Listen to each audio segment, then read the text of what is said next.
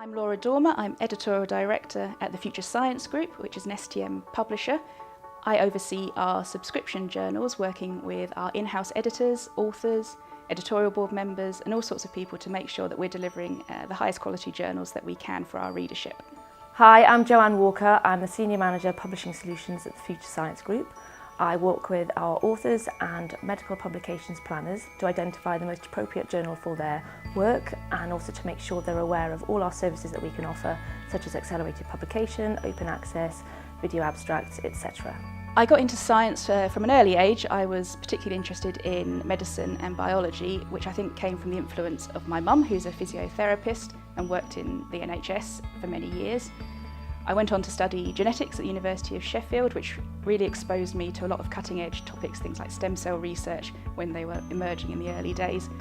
And I've really found that publishing has allowed me to take that interest forward and be exposed to lots of interesting topics as they've emerged.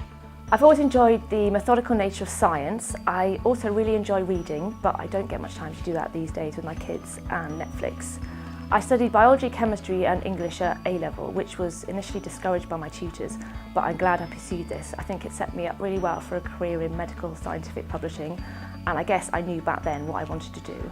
People that have influenced me in my interest in science, as I've already mentioned, my mum was very influential in getting me into medicine and biology in the first place, but also for instilling in myself and my sister an awareness that just because we were women, there was no reason that we couldn't succeed in the field of our choosing.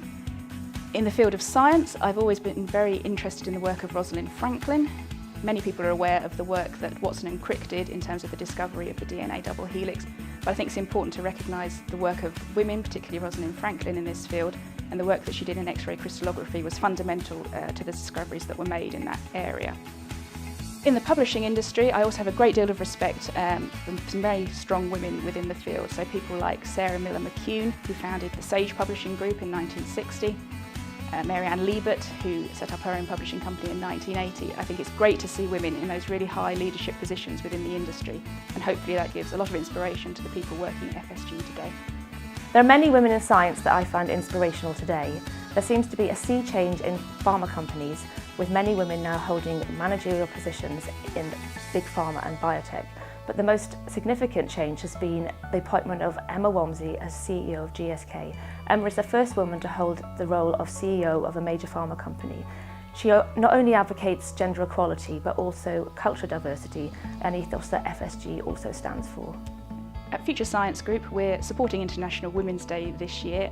Science has been an industry that's been traditionally very male-dominated, and I think it's important that we push forward any initiatives that we can that really emphasise gender equality, and I think as publishers we're in a really good position to emphasise the great work that women are doing in STEM. FSG is supporting International Women's Day for a number of reasons. Historically, STEM, in particular publishing, has always been dominated by men, but nowadays we are seeing a change in this culture. FSG employs a number of women in various positions, from senior editorial roles to newly qualified graduates. We are hoping to show off the diverse culture of our company to everybody else in the publishing field.